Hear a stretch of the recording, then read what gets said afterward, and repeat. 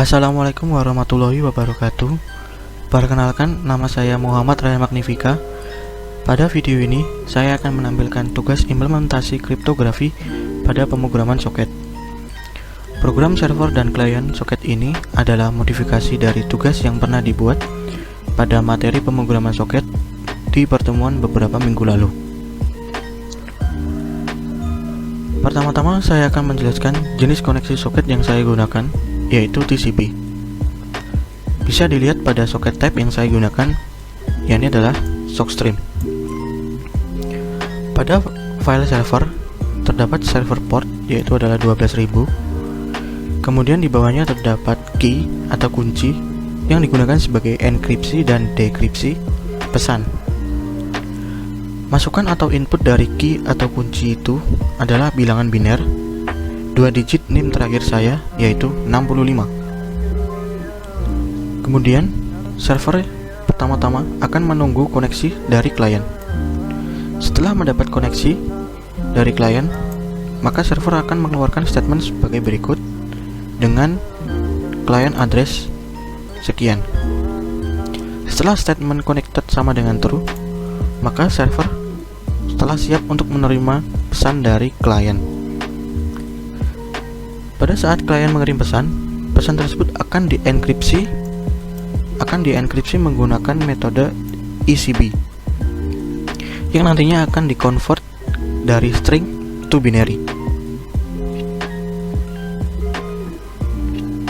Setelah pesan tersebut dienkripsi, pesan tersebut akan didekripsi dan dikirim kembali pada klien secara langsung tanpa melalui enkripsi. Selanjutnya saya akan menjelaskan file client. Pada file client di sini juga terdapat server name, yaitu adalah localhost. Kedua ada server port, yaitu 12.000, sama seperti server port yang berada di file server. Kemudian di sini juga ada key atau kunci. Masukannya masih sama, yaitu bilangan biner. 2 digit NIM terakhir saya, yaitu adalah 65. Yang terpenting di sini adalah jika klien berhasil mengirimkan pesan terakhir ke server, maka secara otomatis klien akan mengirimkan pesan DC atau disconnect connection dari server yang secara otomatis akan menutup jendela klien soketnya. Sedangkan pada file ecb.py ini berisi implementasi teknik kriptografi dengan metode ECB. Langsung saja saya demokan programnya. Yang pertama saya akan menjalankan servernya terlebih dahulu. Dapat dilihat di sini server sedang menunggu koneksi dari klien. Selanjutnya saya akan menjalankan programnya klien. Setelah program klien dijalankan, pada jendela server terdapat statement server got connection from. Ini merupakan alamat address dari klien servernya. Kemudian pada jendela klien di sini saya akan menginputnya banyaknya anggota kelompok, yaitu adalah 1. Sebagai contoh, saya menginputkan nama dan NIM saya.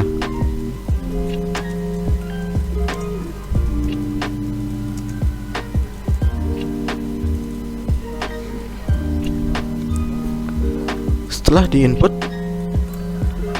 jendela klien akan langsung tertutup karena pesan yang dikirimkan berhasil diterima oleh server. Pada sisi server ini merupakan pesan yang telah dienkripsi. Di bawahnya adalah binary-nya, yaitu ada 320 bit, yang artinya terdapat 40 blok 8 bit input line text. Di sini juga ada statement server receive disconnect message dari klien, sehingga server melepas koneksi dari